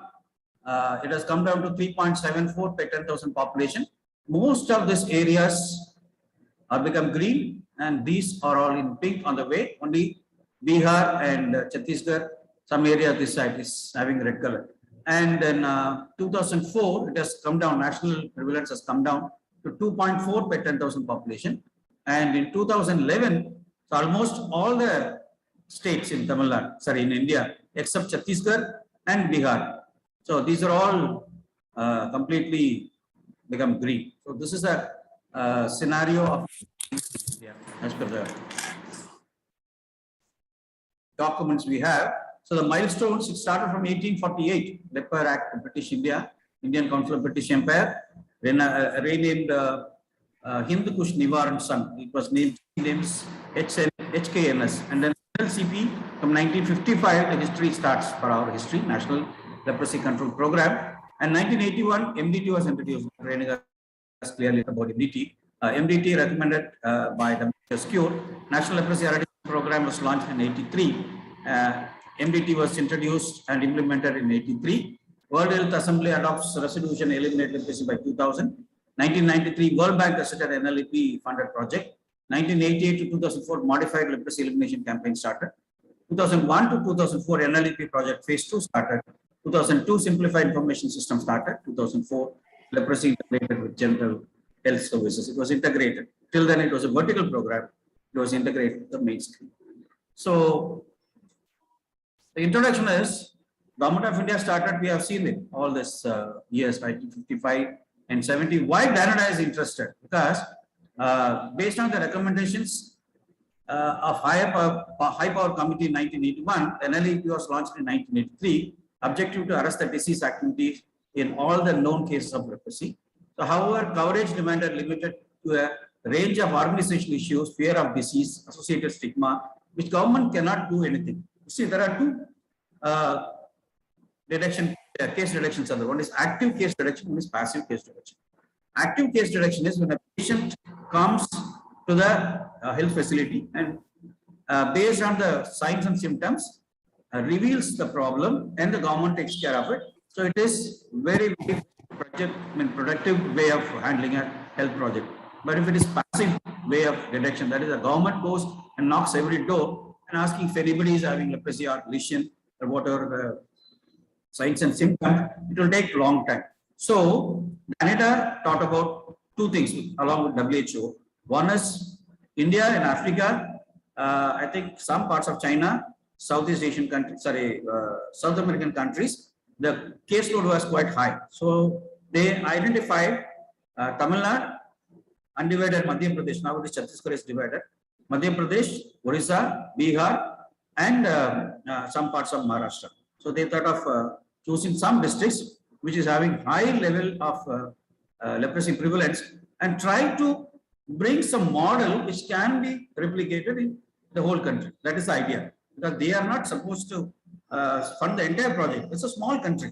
So what are they were providing as a funding, not only for health, it was for water project, it was for health project, it was for the development projects, women in agriculture, so many other things. So the fund allocation for health was very limited, out of which only for leprosy is very, very limited. So we had only 12 districts in the whole country, but we had the free hand with the NLEP officials, Director General of Health Services, to implement the computerized information system to make it easier to identify the sources of human resource management, drug management, and IEC and last mile connectivity. So once it was very successful, then it was replicated for the whole country. Okay, that's why Canada was very interested, and the blister packs also coming from Copenhagen. For example, MDT blister packages designed and manufactured by Pharmadova, so one of the popular pharmaceutical company from Copenhagen. So since the blister packs, BCP, they are getting it, so that made some kind of funding mechanism easier for them. So blister packages became key in eradication program. 1997, WHO took over. In 2000, Novartis took over, and then we are getting from Japan also, and Canada took over the cost of transporting it. So it was delivered at free of cost to increase the cure rate. And then optimum use of biostatics also, the trend analysis. This is the phase one. So the phase one, that is 1986 to 91, what exactly Canada did is complete survey of the caseload and what kind of cases, how many AP cases, how many PP cases, and what kind of lesion, what kind of treatment, what kind of knowledge the people have got, who are the partners, and what kind of project implementation plan has to be designed. Everything was planned in phase one. And in phase two, the overcome the operational problems to improve the patient compliance. The first thing is, Canada, the lesson what we learned was, there was a myth. There are 10 myths were there. The first thing is, we have to take out from the mind of the people that it is not due to sin, because it was considered due to sin only people are getting leprosy.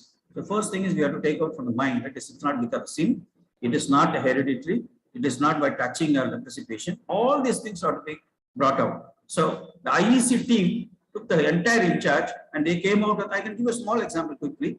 There was one small video clip was made and some social research was done. If a mother-in-law is convinced, believe me, 70 to 80% of the patients would come for treatment. So that is a finding we got it. That is why we made a small a clip of 50 seconds, 50 seconds, a small video, I think 45 seconds. There's one artist, she's a very popular and multi-talented lady called Revati Shankaran. She did the role of a mother-in-law. There's a daughter-in-law there. The daughter-in-law after marriage, she used to go and hide herself and consume these tablets, MDT tablets. And then one day she was caught red-handed by the mother-in-law, and she was asking what you are taking. So the daughter-in-law was a bit hesitating, and then she says, "I'm taking for leprosy." Immediately, the people came to the tip of the seat that mother-in-law going to bombard her, but immediately the reaction was different. And mother-in-law said, "Oh, only this is very common, no problem. Within 2 months or 3 months or 6 months, you'll be cured, no problem." So that convinced the whole crowd, the mass, that mother-in-law is convinced. That means it is not a big problem. Similarly, a few clippings were made with the support of the film artists, popular film artists, and tried to bring out from the mind of the people that it is not a sin, it is not a hereditary, it is not a serious problem. Only thing is early detection and early treatment will bring the caseload down. So that was a major thing started, number one. Number two, training of all the health workers. So the questionnaire was made 1,470 patients from the district showed that more than 90% accepted BCP. And a similar study was 127 treatment providers indicated that delivery of MDT drug through BCP was found convenient because only 6 PB patients for 6 months and MB patients for 12 months. Initially, it was 12 months and 24. Later, it modified to 6 months and 12 months. And optimum usage of epidemiology software like SPSS and the mapping software. The mapping software first I introduced in 1995 itself using the data support. That was the first of its kind in the country, which made a big change in the monitoring of leprosy project, which was later replicated in tuberculosis and malaria also. And epidemiology goes beyond. What is epidemiology? Epidemiology goes beyond simply understanding how diseases is contracted and spread transmission rates. Humanitarian relief programs can be managed better if all the decisions are based on epidemiological findings. And relief workers also need training to help them where exactly the caseload is there. For example, we could use the computer software and the system in such a way, every ward level or every village level caseload of sex-wise, age-wise, new case detection, cases with deformity, and child cases, and regular cases who are taking, the patients who are breaking the middle, how many of patients left, how many died, how many got cured, and the cure rate was calculated. So that shows the distribution of the human resource, that is a leprosy inspectors or the health inspectors, to make it proportionate. Earlier it was, there was no case, but there were more leprosy workers. Some places there were more cases, but there was only one person handling it. This was first sorted out, and then proportionately the ratio of health worker and patients was made easy by using the software, and that triggered the treatment procedure. And to identify the priority of health problems, the objective of epidemiology, determine the extent of disease existing within the community, identify the causes of disease, what is causing this transmission, why it is causing. So the environmental factors, political factors, the legal factors, the demographic factors, everything could be checked by making combo of epidemiological factors. And priority health intervention to determine the extent of damage and the capacity of the local infrastructure, how much the coping capacity the community has to monitor health trends of the community, and how much knowledge they have about the disease to evaluate the impact of the health programs introduced. So the users are rapid needs assessment done immediately, and accordingly the demographic studies of age-wise, for example, up to 15 to 30, 30 to 45, 45 to 60, and accordingly you can find out any comorbidity also. Dr. Renny was talking about it. And population surveys for determining health status like death rates, incidents. What is incidence? Incidence is the new case, every month new case. And cure rate is how many patients are cured this month. And prevalence is existing case plus new cases minus cure rate, cured cases minus patients left minus death cases. So you'll have the cases left, which is called the existing cases divided by the population multiplied by 10,000 will give you the prevalence. So the public health surveillance and management information system could be made easy, and program monitoring and evaluation was. And so these are some of the indicators of epidemiological thing like health policies here, demographic profiles, health status, program inputs. These are the information available in the survey report. Based on this, it could be combined with data of leprosy data or any disease profile. It could be of disease profile, whichever project you are working on, and make comparison and continuously monitor it, and then you can give color coding for each category. So this is green, red. If it is more than 20 per 10,000 population, it is red. Between 10 and 20 is yellow. Between 5 to 10 is light green, and then between 0 to 5 is dark green. So if you are putting in every year, you can see the color changing from red to yellow, and then slowly light green and then green. So if it is existing still, then you can understand there is some problem. Then you do a study, modify leprosy elimination, and you can take it. And the mortality rate, morbidity rate, nutrition. So these are the comorbidities. So what are the things you have to keep in mind? What we experience in the phase 2 is the coordination between government and NGOs established very well, so that they acted as a bridge between the government and the community, so that it was easy for us to work and introduce and work on IEC training, community participation. Everything was easy. IEC was a major work where we brought out with handbills And every PSC, you can see now it is there. If you have seen 15 years ago, every PSC at the entrance, there will be a huge information board, and every PSC talking about all these things what we talk about. And then modified leprosy elimination campaign, leprosy elimination monitoring, that's a random needs assessment and checkings, and then management information system, geography information system, and policy research. For example, people are migrating, and how to take care of those people. They take primary dose here, 2 dose. For example, in place called Teni is here. It's a Kerala border. So when there is a coconut plucking season, they used to go to Kerala. So they will not bother about whether 2 dose or 3 dose or something like that they are taking. They'll say everything is all right. I'm cured. Even if I take 2 doses, I'll be cured. But later, it'll have a drug resistance also. So to avoid that, we did a study, and finally we came out with which is the base for the dots in tuberculosis. What they said is accompanying drug supply. That is, as soon as a prime dose is given, the next 5 doses will be given to the patient, and he has to go and consume. And then after consuming the 6 doses, the date also they have to come back, hand over the empty blister pack, and then have a test. And then once the test shows the patient is cured, they will give a certificate, and there will be a surveillance for 1 or 2 years. And that's how it was taken very seriously and considered. Even a patient who is migrating from place to place, the national level could be monitored, and the drug resistant cases could be brought up. So the phase 3 started. Now this time it is to make the surveillance very clear, and then hidden cases, to bring the hidden cases out, and to make it MDT supportable, and bring down the prevalence less than 1 per population. So we call it as war against leprosy. So after the global elimination in 2001, 14 countries at the global level, 14 countries targeted for elimination of national basis of December 2005. India was one of these. And National Health Policy Government of India sets goal for elimination of leprosy by the year 2005. At least they could break down less than, even though it is not completely eradicated, it is eliminated. Now it is less than 1 case per 10,000 population. So country achieved goal of elimination of leprosy in 2005.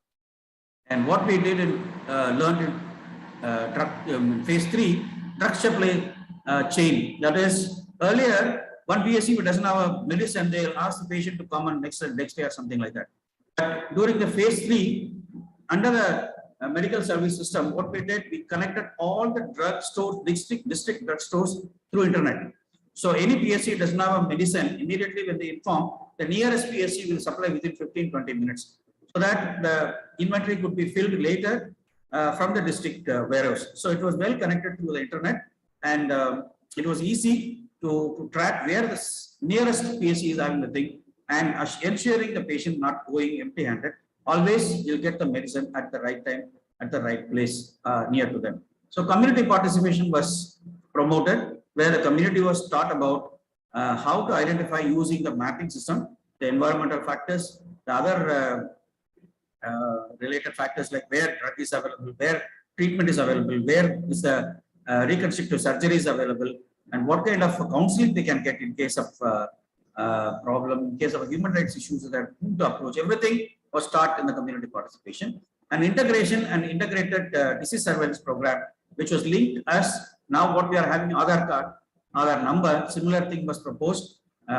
So the vertical system was brought into a main system that integrated, and the rehabilitation services for the leprosy patients, getting funds and rehabilitation services. And finally, we did a complete documentation of the 15 years lessons learned. And the strategies for elimination of leprosy in India is decentralization is very, very important. Not holding everything, because leprosy is not the only thing. Government is handling almost 14 major diseases, and lessons learned from one disease could be a lesson for other diseases also. So decentralization is one of the important lessons. By decentralizing the power, information system, and decision making at every level become easier. And the integration of NLEP with general health system made a big change, so that leprosy inspectors could take care of other disease profile, and other general inspectors, health inspector could also take leprosy system also. It's a capacity building of government health system functionaries. Early diagnosis and prompt of MDT, intensified IEC using local and mass media. Now social media is very popular, and so it is very easy to reach the last mile connectivity. Prevention of disability and medical rehabilitation has taken the major care, and monitoring evaluation is always, as usual, continuously having a watch on new cases. The challenge is going to the last mile. What we have understood is Government of India guidelines and MPT is not widely used and distributed at the PSC and CSC level. So it has to be again written, because after tuberculosis and HIV/AIDS are taken over, leprosy elimination project has lost its concentration. So integration and other things now require careful planning, and health problems like TB and HIV level international attention is slightly deviated. So it has to be brought back so that the PSCs and CSC level, the MPT guidelines have to be taught very clearly. Knowledge about diagnosis and treatment is decreasing in many countries. And while leprosy decreased significantly from 1984 to 2004, a stagnation has occurred from 2005 onwards, like Dr. Renuka was pointing out it. So, an icon of Hindi cinema, Amitabh Bachchan holds up a pack of MPT in a TV for the NLP, while all the celebrities have come forward to extend their. Let us also contribute our best how we can bring it forward. These are the references are taken from National Leprosy Eradication Program, Government of India, and this is recommendation of Danida, and this is Indian Journal of Dermatology, Mineralogy, and Leprology. Okay. Let me finish with one small example of how curiously we can be part of it. Once what happened earlier, it was like every month you have to bring 5 cases to the system. That was some like a police system, which was not considered as a right way of approaching it. So the leprosy inspectors every month, they have to go and see there is no case. There are 2 things. One is there is no case, means no case really, or you have not done any survey. That's the only 2 way. Okay. So instead of that, every month 5 cases. When you mentioned about that, most of the DLOs were doing that. Once I visited, because my map was showing Ramanathapuram was showing red color all the time, while other districts are showing a considerable development. I was very puzzled. Then I visited Ramanathapuram. Then I found the meeting of the leprosy inspector, the district leprosy officer. 2 guys were, very comfortably sitting and laughing and playing around. Then I noticed that there is something I should discuss with them. When I talked to them, they said we have 30 cases. We want to give 5 cases every month. That means the last batch of 5 cases, when they enter into the government record, they will be having deformity. So as per the system, as per the NLEP guidelines, whenever you find a patient, he is to be immediately brought in the government records. But in this case, because of this strategy, this was happening. So immediately it was informed to the government. The government put indicator at the time of detection. There should not be any deformity. If it is there, then it will be seriously looked into why the case was not being identified. So this is how a policy research and amendment is being brought. Like this, I can give you so much of example how every time we learn things, and then see, for example, to 1981, 1991, 2001, the case patient card was having 12 pages. So much of information, seeing a vertical system. But later, when I took over in 1986, I talked to the Government of India Director General of Health Services, and then at the state level, district level, panchayat level, PS level and panchayat level also. What are the indicators they want to monitor their flow of data? Then they said these are things required. And cutting down all the things, the patient card came down just for half pages. That we need only case load, new cases, cases with deformity, male case, female case, child cases, patient left, death. So totally 8 to 9 indicators. The rest all data is collected, but nobody is taking the ownership. So it was all completely cut down and it was brought to half page. That is another milestone that I could introduce in this. So as an appreciation of this 15 years of 3 phases of work in bringing down leprosy in India. So I was given honorarium scholarship, and I was invited to do my master's in Denmark, where I did my master's in international health on policy research studies and development studies for 2 years. And I came back after that. I completely switched over from software into public health and developmental sector, where 2004 I became NRHM promoter, 2005 working on disaster management, and now we are working on various other development sectors related to health and development, which makes the career very interesting to share a lot of information with youngsters like you. So thank you very much for your attention. Any questions? So we are open to it. Thank you very much.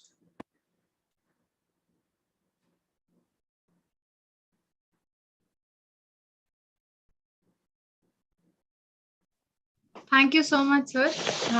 Thank you. It was excellent having you on board. And sir, there is a quiz that we have actually organized for everybody. So if you and ma'am do not mind, we would like to go ahead with that. It is related to all the content that was covered in today's webinar. So Shriyadi, please do the honors. Suresh sir, excellent talk. Thank you Really so much. fantastic. And I think if they need to know whether it is leprosy or any other disease also. Whatever you spoke was so in common with every disease. So I think it's very important, and we really happy to have you here. And thank you very much for Thank accepting. you so much. Thank you. Ipshita, please give me the permission for screen sharing. Yes.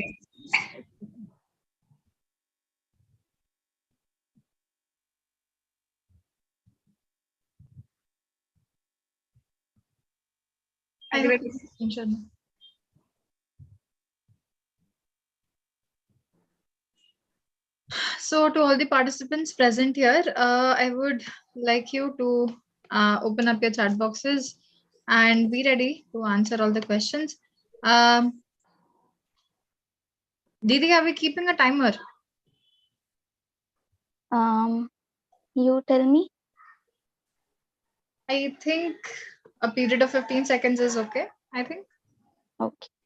So are you going to be maintaining the timer, Ipshita? Yeah, I can. Just give me 1 second. Yes, I'm ready with the timer. Let's go ahead. Okay. So, so guys, are you ready? Yes. Anybody, please respond. Please text your answers personally to either me or Shriyari. Or maybe, do you want to keep it personal answers, or do you want to keep it as? Yeah, we can do personal answers. Okay, so guys, please DM your answers to us. So there will be only 10 questions.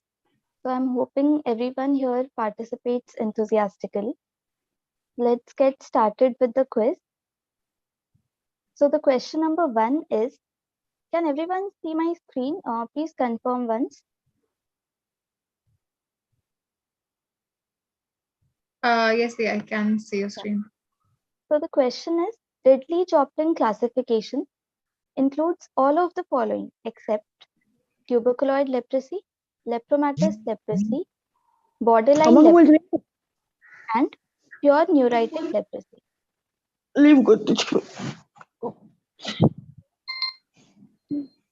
And the time is up. So the correct answer is pure neuritic leprosy. So this is part of the Indian classification. So in addition to the Ridley-Joplin classification, Indian classification includes 2 additional subtypes, which are pure neuritic and indeterminate leprosy. Okay, so let's see the second question. A 50-year-old man has come to the dermatology OPD with the following finding. Which of the following would not be useful in the diagnosis? Option 1, sensation testing. Option 2, slit skin smear. Option 3, lepromin test. And option 4, skin biopsy.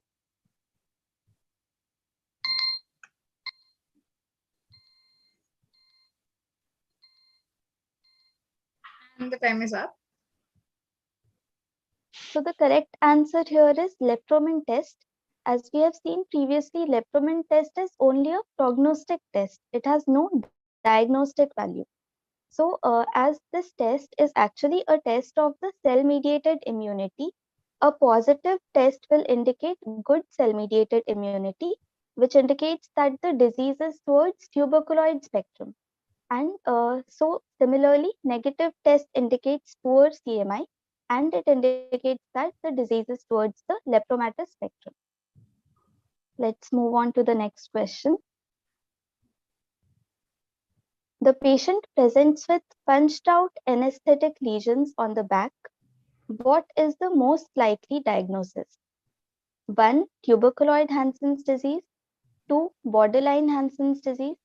3. Lepromatous Hansen's disease. And 4. Indeterminate Hansen's disease.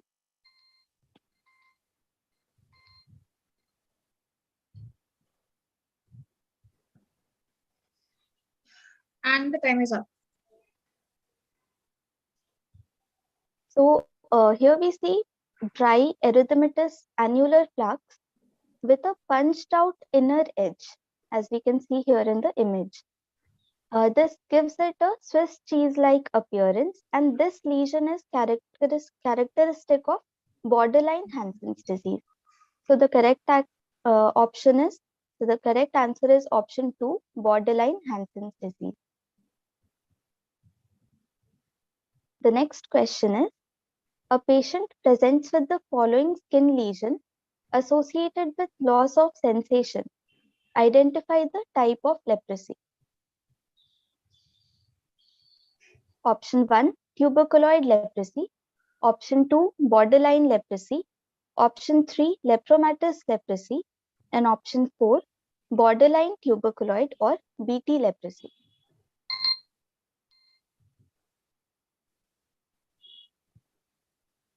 The time is up. So, in this lesion, we can see it is a hypopigmented skin lesion showing pseudopodia and satellite lesions.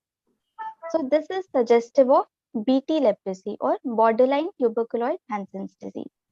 So, satellite lesion actually suggests the spread of the disease. So, we can also say that a tuberculoid lesion is downgrading from the tuberculoid spectrum towards the lepromatous spectrum. It's actually very great to see the amount of responses that we're getting. The next question is, all are true for tuberculoid leprosy except 1. 1 to 3 well-defined lesions. 2. Plenty of bacilli on slit skin smear. 3. Lepromin test is positive. And 4. Tuberculoid granuloma on biopsy. The time is up again.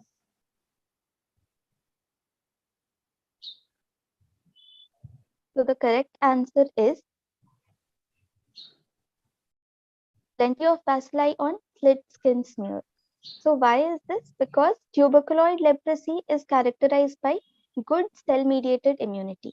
Hence, the immunity is limiting the disease. So the bacillary load is poor. So also because the immunity is good, so the lesions will be few in number and it will be well defined. And as the CMI is good, then lepromin test will also be positive, as well as there will be tuberculoid granuloma on skin biopsy.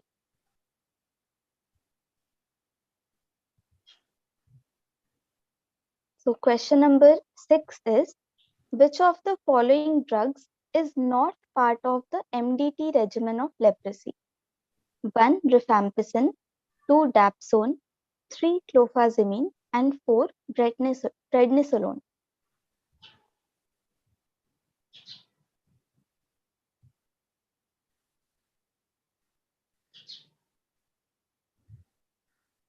And the time is up. So the correct answer is prednisolone, which is a corticosteroid. So rifampicin, dapsone, and clofazimine, these constitute the MDT therapy. So all of the three drugs are used in multibacillary disease, and only rifampicin and dapsone are used in paucibacillary disease. So let's move on to the next question. All are true for multi-drug therapy in leprosy except option 1, MDT cures leprosy.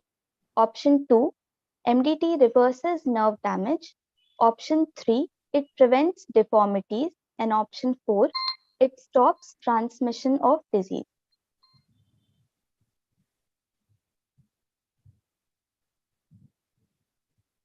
And the time is up. So the correct answer is reverses nerve damage because MDT therapy does not reverse nerve damage. In fact, if there is nerve damage, then it may persist even after the completion of therapy or completion of treatment. So the rehabilitation and, as ma'am said, ulcer care should be continued even after treatment.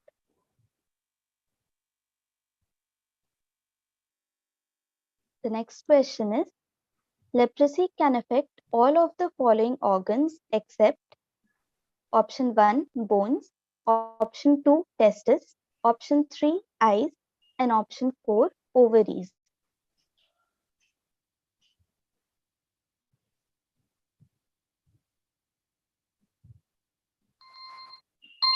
The time is up. So the correct answer here is ovary. So in Hansen's disease, female reproductive organs are not significantly affected because of the higher temperature at that site. So we all know that lepra bacilli, that is Mycobacterium leprae, it prefers cooler environments. So that is also the reason why it affects skin and peripheral nerves, right?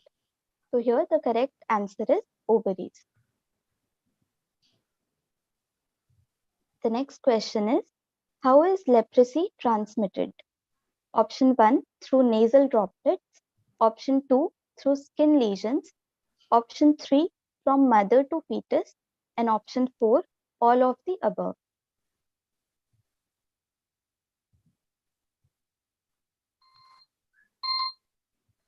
And the time is up.